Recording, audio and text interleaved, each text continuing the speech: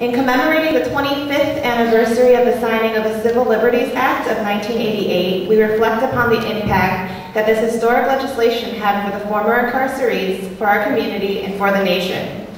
We have invited 3 community representatives to discuss these issues in a panel format. To introduce them and to moderate the panel is Bruce Embry. Bruce Embry continues the work of his late mother, Sue Kunitomi Embry, one of the founders of the Manzanar Committee and annual Manzanar Pilgrimage. He is the co-chair of the Manzanar Committee. Bruce?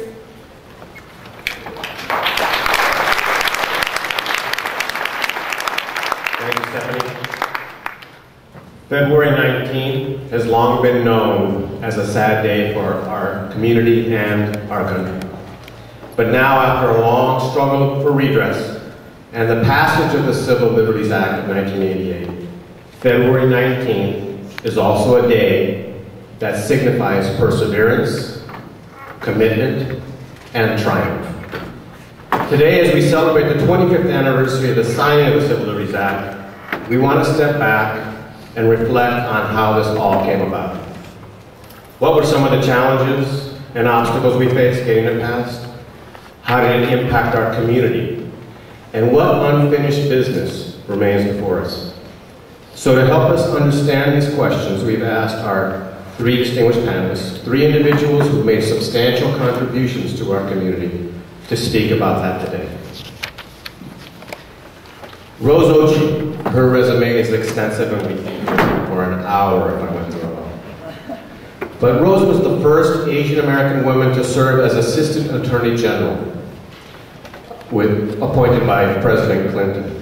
And while at the Department of Justice, she helped develop President Clinton's initiative on race and other key civil rights efforts. But she is most proud of her role in fighting for redress and reparations, as well as her work supporting Sue Kunitomi Embry in the creation of the Manzanar National Historic Site. Dr. Mitchell Maki is the Vice Provost of Academic Affairs at Cal State University Dominguez Hills. He is the lead author of Achieving the Impossible Dream, How Japanese Americans Obtained Redress, and Dr. Maki serves on the Board of Governors and on the Scholarly Advisory Council here at JANM. Richard Katsuda is a longtime community activist and educator, formerly of the Bay Area. He was a member of the Tutelage Committee and a founding member of NCRR. He presents workshops, develops curriculum about the incarceration of the Nikkei community, and is the co-chair of NCRR. Please join me in welcoming our panel.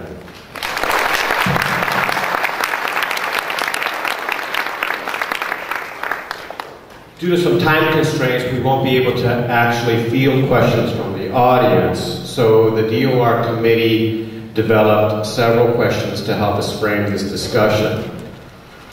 We're going to pose these questions to each of the panelists and hear their insights. Richard, as you heard from the introduction, and there's some biographies also in the programs which you could read as well about our 3 panelists. We'd like Richard to start and tackle this one. We know that many factors came together to help pass the Civil Liberties Act, including the commission hearings. Can you talk a little bit about events or factors that were critical to the passage of the bill? Thank you, Bruce. First, I think we must make a clear distinction between the redress movement and the Civil Liberties Act itself. For the Civil Liberties Act, or CLA, was certainly a big part of the movement, but it was not the end-all. From the beginning, I never thought we would win redress legislation, but I always felt that the process of fighting for it was key, that we had to do it to empower ourselves and our democracy by exercising our First Amendment right to petition for redress of grievances. I still feel that way, for I've seen the scope and power of the redress movement. So if you allow me, I would like to look at the factors that were critical to the formulation of the redress movement and the CLA. I believe that we must first look at what drove the community to even talk of redress. For me, I took a class from Edison Uno, who was a lonely voice calling for looking at what happened back in the early 70s. At an intellectual level, I felt that we needed to push for redress. but there was no emotional commitment. But in 1978, I went on my first Tule pilgrimage, and it turned my life completely around. For it was an entire weekend of talking and bonding with former inmates. I especially remember an Issei gentleman who introduced himself as James Takahashi. Of course, I remember his pronunciation, and it really struck me. He recounted how he didn't want to have anything to do with the community after Tule Day, and he retreated to a small city in Oregon. So this pilgrimage was his first time back to the community, a homecoming of sorts. And you could feel the emotions that were filling up inside of him. As I talked with other former inmates, their emotions soon filled me up, and I knew I had to dedicate myself to fight for redress for what our government had done to my community, my people. That experience speaks to the power of the pilgrimages, which are a big factor to many who are pushing for redress. The commission was key because its recommendations became the official conclusions of the federal government and provided guidelines for the CLA. NCRR strongly felt that reparations or monetary compensation had to be a part of redress, and we called for $25,000 per individual. We felt that it was too easy for the government to say, "I'm sorry," without some teeth behind it. We felt that if we made reparations a precedent, then the government would be deterred from engaging in a similar act in the future. We felt that reparations was standard operating procedure in making amends for injustices. So NCR worked with commission testifiers to popularize our call for $25,000. The commission came out with its recommendations, which included $20,000 monetary compensation. So it seems clear that our push for $25,000 really struck a resonant chord with the commission. Then the commission used the commission recommendations as a blueprint in formulating the CLA. At the time, NCR was criticized for making the push for monetary compensation. Some felt that the political climate wasn't right to make that push. But you have to wonder, if we had not made that push in the hearings, what would have been the commission's recommendations and the provisions of the CLA? Thank you, Richard. And Dr. Buck? We've been given 3 minutes, and for those of you who know me, you know I like to speak for hours, so I'm going to have to speak very quickly. But first of all, good afternoon, everyone. And I would be remiss if I didn't, first of all, say, as I look out into this audience, there are a number of people here who made redress happen. We have Eric Nakano and Lillian Nakano, the son and wife of Bert Nakano, who was the spokesperson for the NCRR. Please stand to be recognized.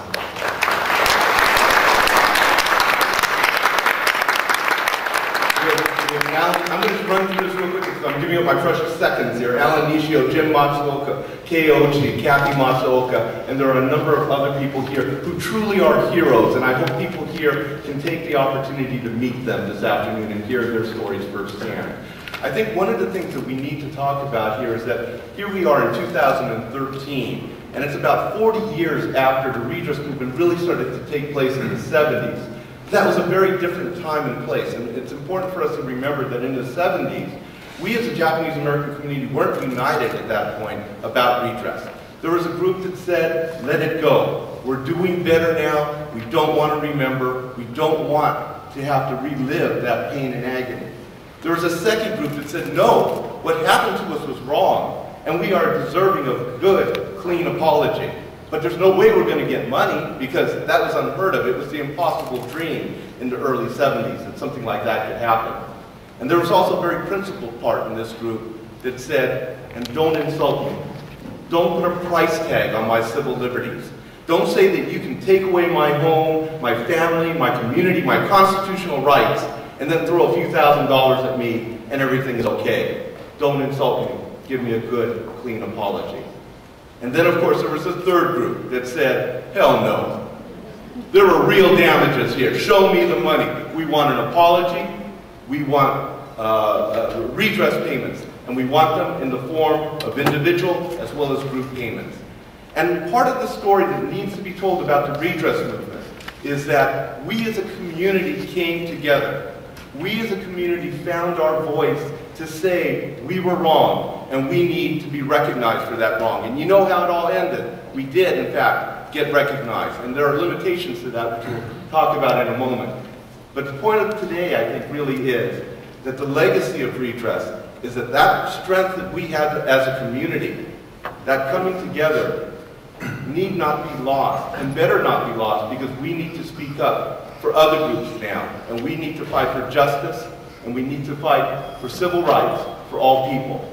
And so that's why it's an exciting day to be here. And for those of you who made that happen, thank you very, very much.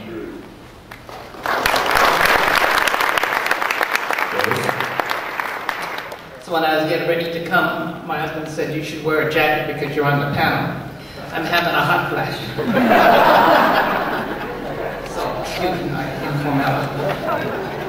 Well, you heard about the different organizations that were very much involved in the passage of redress. And Dr. Maki talked about the different positions and views within the community. So it was a very difficult challenge. Myself, my involvement began when Floyd Shimamura, at the time National Japanese Citizens League president, asked me to become a member of their national board as they embarked on the redress campaign, because he knew of my relations with all the leadership of the Judiciary Committee, having served on the Carter Commission on Immigration and Refugee Policy. So, unfortunately, my time with JCL was very short, but I committed as an individual to help. And so when the bill stalled, I decided to go see Chairman Rodino, and I said to him, we need to have somebody from a safe district that could shepherd the bill. So he selected Barney Franks to do that. And then after the bill passed on the House side, we didn't have a lot of movement on the Senate side. So I went to see Alan Simpson, and Alan Simpson is from Wyoming. While I was waiting in the waiting room, there were all these wonderful pictures of the Grand Tetons. When he came out, I said, oh, the Grand Tetons. He says, how does a big city girl like you know about the Grand Tetons? I said, my Uncle Fred paints them. Well, fast forward, Simpson did as the minority whip, helped run up the votes. He mentioned that he was a personal friend of Norm Jimenez. They met on Boy Scout jamborees, and they continued that friendship, and they worked together throughout. I got a sign for one minute. Let me close by saying that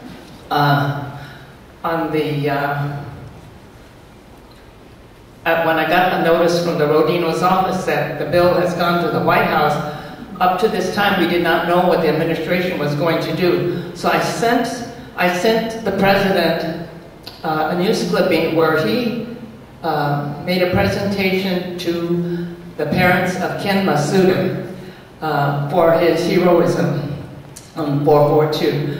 And it seemed to do the trick. It was the veterans, well, there were all these groups, but the veterans story is really kind of appealed to everyone's heart and to our president. Thank you, Rose. Well, we did win the Civil Liberties Act in 1988. It wasn't exactly perfect, and we wanted the panel to talk about some of the limitations of the bill and how the community responded to these shortcomings. We want to begin with Dr. Maki.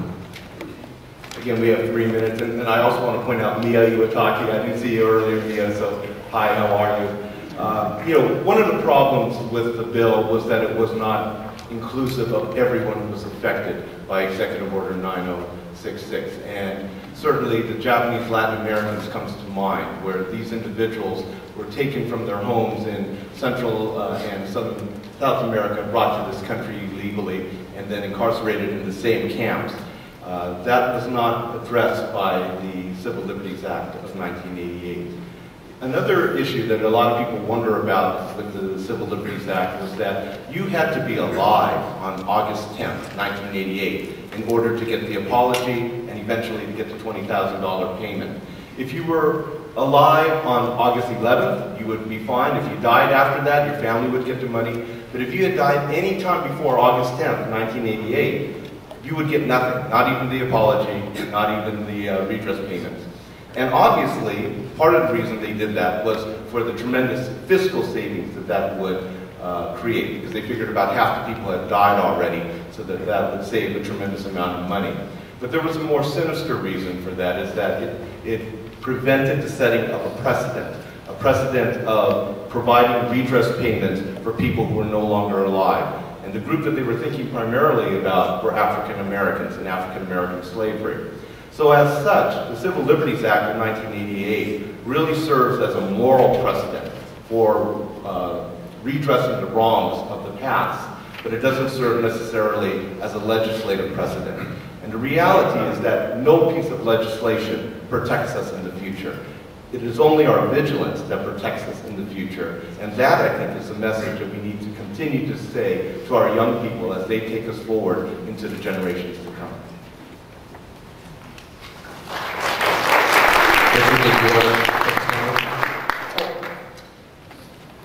In 1981, I talked with William Aratani, the only Japanese American on the commission, about the proper course of the redress movement and what its legacy and lessons might be. He told me that he didn't believe that reparations should be part of redress, because he worried that if we were successful in securing reparations, people in the community and the American public as a whole will be lulled into thinking that everything was finished and made right, that there would be no need for further remedies. I bring up that discussion because I felt that when the CLA was enacted, many in the community did indeed think that everything was done, that redress was over. I think that was because many saw the CLA as the end-all. There were celebrations and rejoicings that we had won redress. It's great, but I think a complacency set in, a kind of resting on laurels, because people thought the job was done. But it took another fight to win actual appropriations for implementation of the CLA, and then finally the former inmates were able to receive their due reparations. But then NCRR began to hear of people being denied redress, because we had closely worked with the grassroots community and were attuned to their concerns. People naturally turned to us for help. We held meetings to help people and worked with lawyers from the Japanese American Bar Association, or JABA, to build claims and files to petition the Office of Redress Administration. We organized lobbying delegations to Washington, D.C., much like the 1987 delegation where we took 141 people to D.C. to meet with members of Congress. But now our efforts were now on a much smaller scale. Throughout the 90s, we were in a tough and lonely fight to win redress for those who had been denied. We worked hard, and together with the JABA lawyers, were successful in winning redress claims for several categories of redress denials. But I feel that our community was caught up in this mindset that redress is over. That sense was especially heightened in the work to secure redress for Japanese Latin Americans, or JLAs. The Campaign for Justice for JLAs did secure reparations of $5,000 per individual in 1998. But since then, we've been working to achieve redress equity. That is monetary compensation equal to what Japanese Americans receive. It's been a long, tiring, lonely struggle. I won't say it's dead, but we still haven't been able to achieve redress equity. So redress is still not over. And if we think of redress as making whole again, then certainly redress is not over, as long as the no-nos, renunciants, and draft resistors are still stigmatized as the bad guys, the disloyal and troublemakers. So our community still needs much healing over this issue.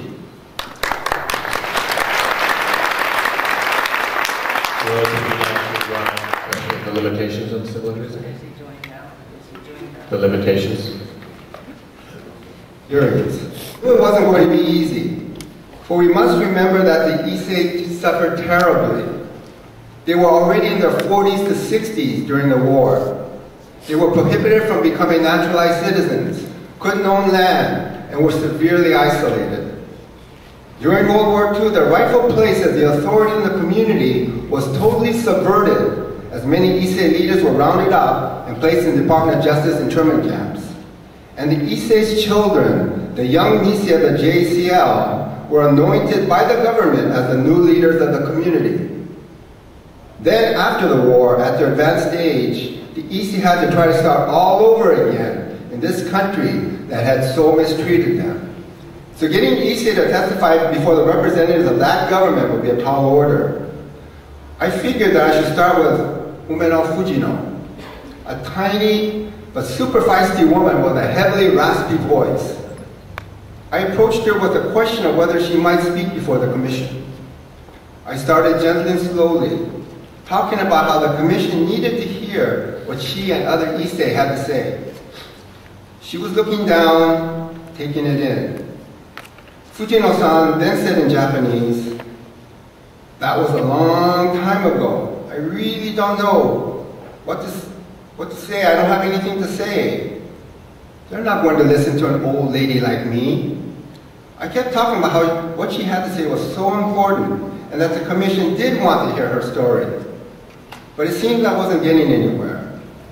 Then I thought and said, "But Fujino-san, kodomo no tameni, you need to do it for the sake of your children, your grandchildren." She thought for a moment, then said, "So da ne. That's right, huh?" She thought for another quick moment, then she looked up and said, "Okay." It was relatively easy to get 4 more Issei to testify. The 5 Issei were transported by Mas Hirata, the UIKai van driver, to the hearings in San Francisco. Mas told me that the atmosphere in the van was so tense and quiet that you could hear a pin drop. You can imagine, here you are, going to testify before the government that had done so much to ruin your lives. But at the hearings, they were magnificent. In Japanese, they boldly told their stories. It was a tremendous moment. After the testimony on the way home, Mas told me that they were laughing and singing, so happy and gratified that they had done it. They had finally taken the guilt and shame that they had felt for 40 years and placed it properly on the shoulders of the U.S. government. So the hearings were incredible. The audience was jam-packed with my fellow Japanese Americans, listening to our community speaking up and confronting the government. The atmosphere in the room was like nothing else I've ever experienced. It was hard to breathe at times. I thought to myself, I wish that every Japanese American could be here to listen and be part of this. For this was the power of the commission hearings.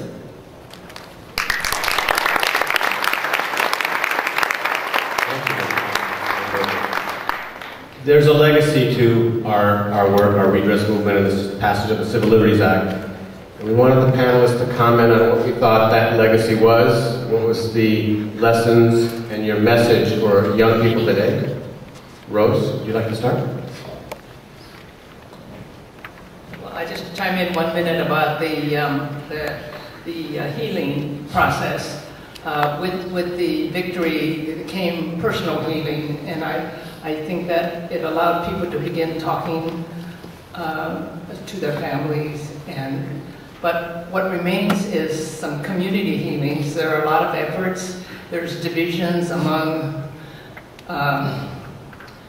no-nos, and people have been working on Don and others who are working on nomenclature. So we have a lot of residual issues that we still need to resolve. So I'm going to go now to what my message for young people.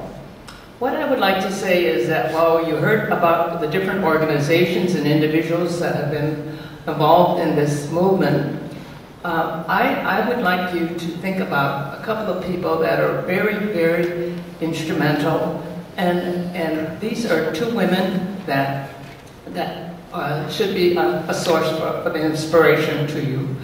One is Aiko Herzig.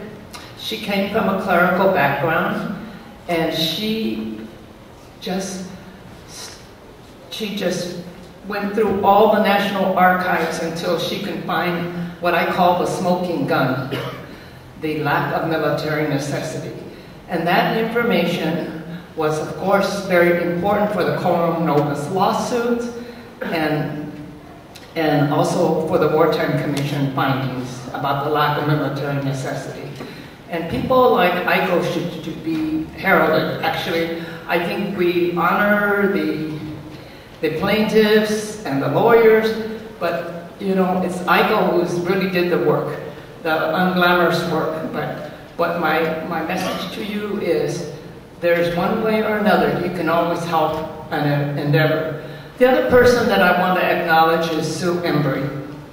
Sue Embry was a school teacher. She was interned in Manzanar, and she was very concerned about the lack of educational programs that discuss this wartime experience. I hesitate because I got to use the right words because Donna slapped me. Incarceration.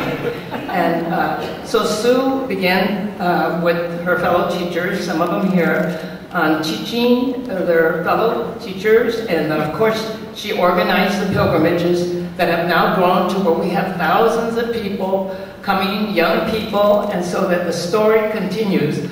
But Sue was someone that had a dream. I had the privilege as a young attorney to help her on the passage of the legislation to create the National Historic Site. And they mentioned some of my professional accomplishments. I will tell you, as I wrap up, that the most important thing in terms of my life has been my work with the community. I find that most rewarding. So I would encourage you all to become a part of the answer.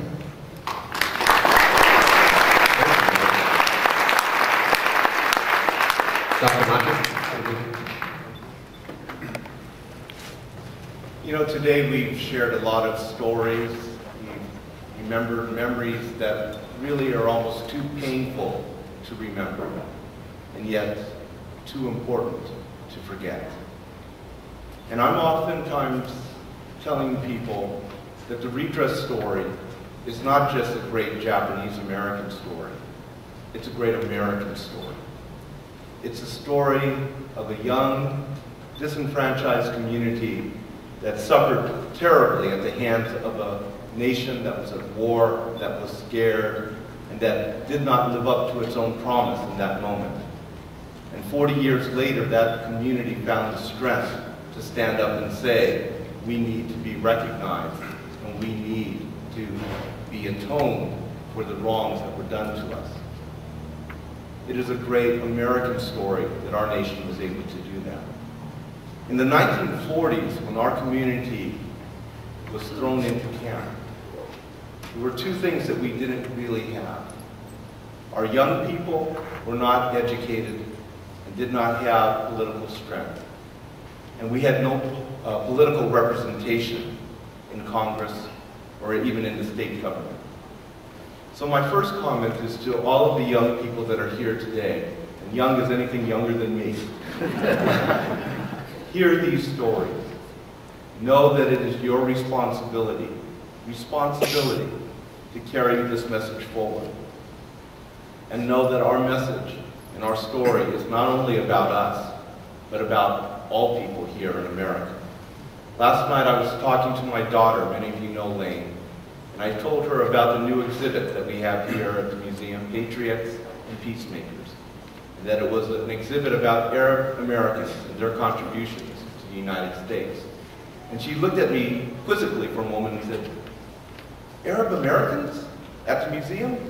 How come, Dad?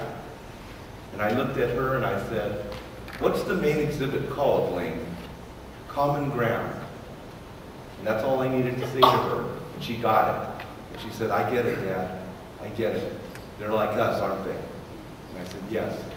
And we need to protect their civil liberty, as well as other groups that suffer at the hands of discrimination.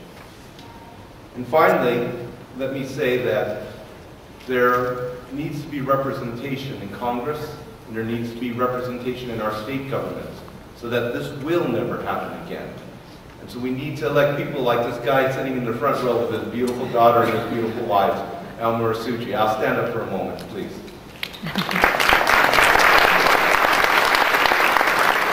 I've known Al for a long time. This is not a political pitch for him, but we need to send people like Al who understand the story and understand the need to protect civil liberties for all individuals to whatever level of government. And as we close today, I think the people that we can't forget truly are the ones who suffered most. Our Issei and our Nisei, especially those that are no longer with us. because they were the ones who suffered the most and many times did not get to hear the words, "I'm sorry," from the government that had abandoned them. And so tonight, all you young people out there, like April, thank you for being here and thank you for your commitment. Commit yourself to the cause of knowing that this must never, ever happen again here in the United States.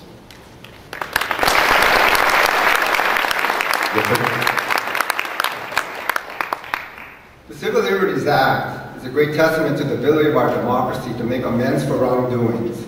But the real question is, how much can it help in preventing future injustices like incarceration?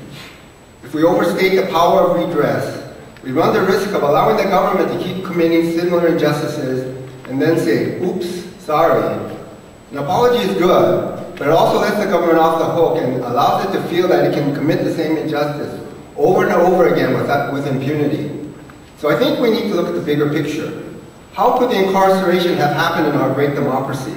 And how can we ensure that our democratic institutions will not allow such an injustice to happen again? I think the Commission findings are instructive here. The Commission concluded that the incarceration was not because of military necessity, but rather because of race prejudice, war hysteria, and the failure of political leadership. Our democracy broke down because of those factors. So let's ask, how much has changed since the CLA? For example, how much did the CLA help after 9/11? How much has the CLA been internalized by the public and our elected leaders? Not much, if at all. Our community, knowing the pain and suffering during World War II, spoke out against any scapegoating or profiling of Arab or Muslim or South Asian Americans. But a large proportion of the general American public thought it was okay to engage in racial profiling of Arab and Muslim Americans. Even many African American and other minorities approved of it at the time. So again, we saw race prejudice and war hysteria. Then we saw our political leadership engage in Guantanamo Bay, torture, wiretapping, and on and on. Even the ban of military necessity as raised today was the National Defense Authorization Act. For the law essentially says that the President can do what he deems as a necessity to protect national security, including detaining American citizens indefinitely without trial. So we're not really removed at all from the rationale given during World War II for the Japanese American incarceration. So what can you and I, just regular folks, do? We must remember what former Chief Justice Charles Edmonds Hughes once said, quote, "You may think the Constitution is your security. It is nothing but a piece of paper. You may think that the statutes are your security. They are nothing but words in a book. You may think that elaborate mechanism of government is your security. It is nothing at all unless you have sound and uncorrupted public opinion to give life to your Constitution, to give vitality to your statutes, to make efficient your government machinery." Quote. So Chief Justice Hughes reminds us that our democracy depends on we the people. It is we the people who must ultimately take responsibility for our government. Unfortunately, we are conditioned to think, as we watch our government in action, what can I do? It's out of my hands. But if we are to make democracy work, then it is up to us to grab hold of our responsibility to make sure that our government is accountable and effective in upholding civil liberties. We must own our democracy to make it work. Thank you. Well, we hope today's discussion will spur you on to take a closer look at how our long struggle for redress unfolded and how it eventually led to the passage of the Civil Liberties Act of 1988. Our panelists will be around after the program. Please take a minute, come up and ask them any questions, because there's many other facets and aspects of this struggle that we haven't even touched on. But I think one takeaway from today's discussion is that our community occupies a unique place in our nation's history. One that, as Senator Inouye said, gives us a special obligation, a duty, to make sure what happened to our families and our friends and our community will never happen again. So please join me in thanking our panelists.